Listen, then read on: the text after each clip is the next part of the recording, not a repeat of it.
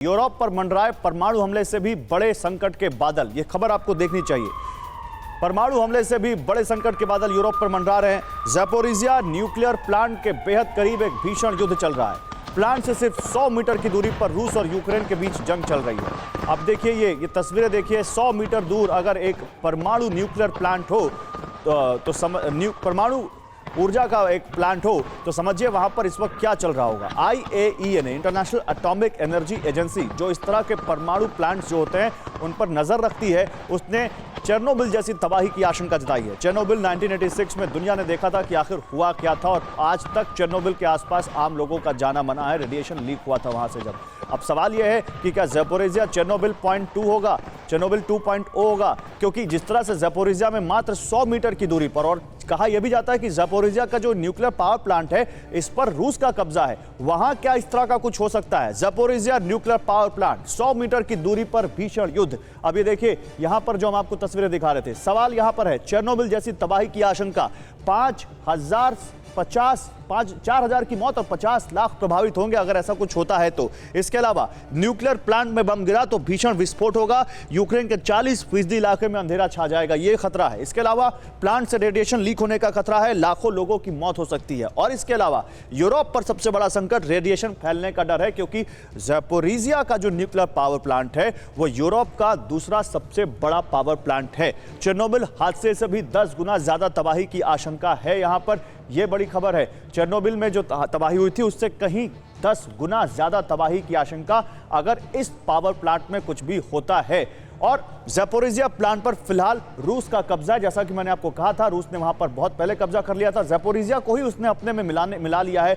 IAEA ने plant की सुरक्षा को लेकर चिंता जताई है, और यह बड़ी बात है। ज़ैपोरिज़िया यूरोप का सबसे बड़ा न्यूक्लियर पावर प्लांट है, हो सकता है दुनिया में दूसरे नंबर पर आ रहा हो ये। अब महाविनाश की आहट क्या इसी वजह से दिख रही है, क्योंकि ज़ैपोरिज़िया के पास भीषण युद्ध अगर चल रहा है तो इसका मतलब है कि ज़ैपोरिज़िया में अगर कुछ हुआ तो यह बहुत बड़ा विनाश लाएगा। न्यूक्लियर प्लांट पर हमला हुआ तो यूक्रेन हमले की जिम्मेदारी रूस पर डालेगा, और रूस हमले की जिम्मेदारी यूक्रेन पर डालेगा। फिर रूस हमले की जिम्मेदारी यूक्रेन पर डालेगा तो फिर ये तो एक दूसरे पर कुछ भी जिम्मेदारी डालें, लेकिन तब तक तो फिर वो चिड़िया खेत चुग चुकी होगी, और फिर वो जो हो चुका होगा सांप निकल जाएगा, लकीर पीटते रहेंगे।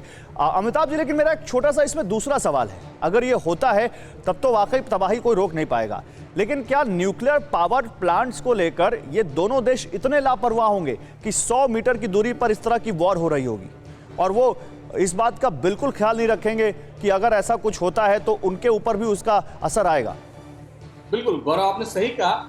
देखिए, न्यूक्लियर प्लांट के अगर चारों तरफ लड़ाई हो रही होगी और अगर कोई इसमें से एक पार्टी भी कहता है कि हम न्यूक्लियर प्लांट को डिस्ट्रॉय करेंगे, तो दोनों पार्टीज को खतरा है। और दोनों पार्टीज को ही खतरा नहीं है, उसके आसपास की जितनी जनसंख्या है उसको खतरा है। सबसे इंपॉर्टेंट यह है कि जहां तक मेरी सूचना है, ज़ैपोरिज़िया न्यूक्लियर प्लांट में एनर्जी प्रोडक्शन बंद हो चुका है, तो उसके आसपास जितने न्यूक्लियर रेडिएशन के मटेरियल है वही स्टोर्ड है, जिनको सबसे ज्यादा खतरा है।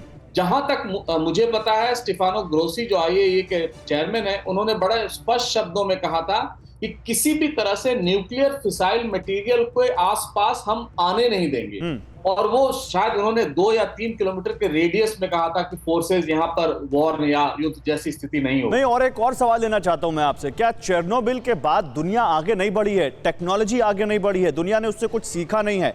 जहां तक मेरी जानकारी है, ऐसा कुछ होता है तो रिएक्टर्स तुरंत ऑटोमेटिक शट डाउन हो जाते हैं।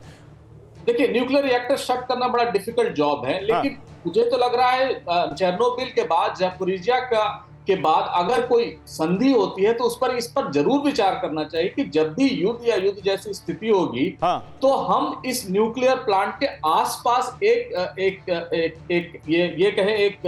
वैक्यूम एरिया बनाएंगे जहां पर फोर्सेस ऑपरेट नहीं कर पाएंगी, और ये बहुत जरूरी होगा। और यही नहीं, उसके रेडिएशन के चलते जो तबाही शायद वॉर नहीं कर पाया है वो न्यूक्लियर रेडिएशन कर देगा गौरव जी। तो उस तरह से अगर आप देखें तो ज़ैपोरिज़िया को बचाना न सिर्फ यूक्रेन, रूस और IAEA की रिस्पॉन्सिबिलिटी है, बल्कि एक ह्यूमैनिटी या एक world community at a large के लिए ये एक चैलेंज है जो हम सबको फेस करना है। ठीक है, बहुत शुक्रिया आपका।